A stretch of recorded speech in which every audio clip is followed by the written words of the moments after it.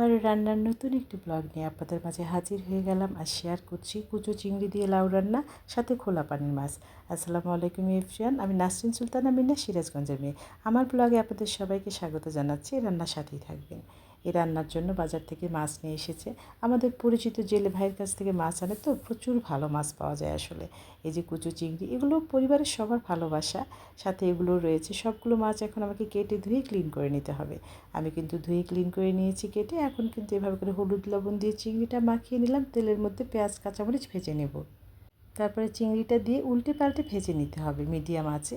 আসলে চিংড়ি ভাজলে কী যে ফ্লেভার হয়, এই ফ্লেভারটার জন্যই তরকারিটা দুর্দান্ত স্বাদ হয়। চিংড়ি ভাজা হয়ে গিয়েছে, একটু পানি দিয়ে দিলাম। খুব বেশি ভাজা যাবে না, একটু জিরে বাটা, একটু রসুন বাটা এভাবে করে দিয়ে কষিয়ে নিয়ে কিন্তু আমাকে লাউটা দিয়ে দিতে হবে। লাউ দিয়ে উল্টে পাল্টে আমাকে কষিয়ে নিতে হবে। লাউতে কোনো পানি অ্যাড করব না, কারণ প্রচুর পানি আছে। লাউ থেকে পানি বের হয়ে যাবে। কষিয়ে কষিয়ে তারপরে এটাকে আমি ঢাকনা দিয়ে ঢেকে দেবো। আজ কিন্তু ঢাকনা দিয়ে ঢেকে দিয়ে রান্না হবে, আর তোমাদের সঙ্গে গল্প করব। আমার ভালোবাসার আপু ভাইয়ারা অনেক অনেক ভালোবাসা জানাচ্ছে অন্তরের অন্তঃস্থল থেকে। সবাই তোমরা যেভাবে আমার পাশে আছো, সত্যি আমি অনেক কৃতজ্ঞ। বিশেষ করে আমার কিছু বোনেরা আছে, আমার সৃজা ইন্ডিয়া, সৃজা দেবনাথ, ও আমার একেবারে অন্তরের মধ্যে রয়েছে, আমার ভালোবাসার, আমার সন্তান তুল্য।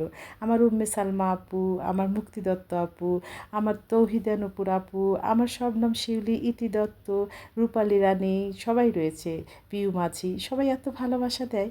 সবাই আমাকে বলে, আপু তুমি কেন আসো না সামনে? তোমাদের ভালোবাসাকে আমি অগ্রাহ্য করতে পারি বলো? আমি কিন্তু সামনে সত্যি চলে আসলাম তোমাদের সঙ্গে গল্প করতে। তো আমরা কিন্তু অনেক পরিশ্রম করছি, সবাই একসঙ্গে এগিয়ে যাব, ঠিক আছে? এর সফলতা কোথায় দেখতেই হবে আমাদের। তো চলো রান্নাটা করি। এভাবে করেই কিন্তু রান্নাটা করে নিচ্ছি। এই যে লাউ হয়ে গিয়েছে, এখন একটু ভাজা জিরের গুঁড়ো দিয়ে দিলাম, এতে ফ্লেভারটা অনেক সুন্দর হয়। আমার রান্না একদমই কমপ্লিট। এই কুচো চিংড়ি লাউ দিয়ে থাকলে আর কোনো কিছুই লাগে না। এটাই পরিবারের ভালোবাসা। তো এইভাবে করে একটা সার্ভিং বাটিতে দিয়ে দিলাম। আপনারা সবাই জানেন যে এটা কতটা মজার হয়, এটা সবাই রান্না করে আমি জানি। তো আজকে সহজ রেসিপিটা একটু শেয়ার করলাম, একদমই সময় লাগে না। এই যে হয়ে গিয়েছে, দেখুন কতটা সুন্দর হয়েছে। এখন কিন্তু বাকি মাছগুলো আমি রান্না করে নেব। এগুলো খোলা পানির মাছ, আসলে অনেক ভালো লাগে আর খুবই সফট মাছ। সেজন্য আমি একটু মরিচটাকে, কাঁচা মরিচটাকে একদম চটকে নেব লবণ দিয়ে। কাঁচা পেঁয়াজ কুচি অ্যাড করব না, পেঁয়াজ বাটা দেবো, সব বাটা মশলা অ্যাড করব। এখন এর মধ্যে আদা রসুন জিরে বাটা, হলুদ লবণ লাল মরিচের গুঁড়ো দিয়ে খুব সুন্দর করে, ধনিয়ার গুঁড়ো দিয়ে, তেল দিয়ে, সরিষার তেল দিয়ে, লবণ দিয়ে আমি মেখে নেব।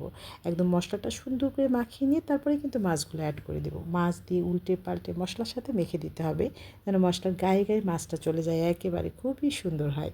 এভাবে করে দিয়ে দিয়ে কিন্তু পরিমাণ মতো পানি অ্যাড করে দিতে হবে। এই পানিতেই হাই হিটে রান্না করে নেব, খুবই কম সময় লাগে, খেতেও কিন্তু অনেক বেশি মজার হয় মাছগুলো এভাবে করে রান্না করলে। তো আজকে কিন্তু আমি দুর্দান্ত গতিতে দুটো রান্না করে নিলাম একটা ভিডিওতে। তো অবশ্যই তোমরা দেখে নেবে আপুরা, আমার ভালোবাসার ভাই বোনেরা। সবাই সুস্থ থেকে ভালো থেকো, আর পরিবারের জন্য দোয়া করো। আল্লাহ হাফিজ।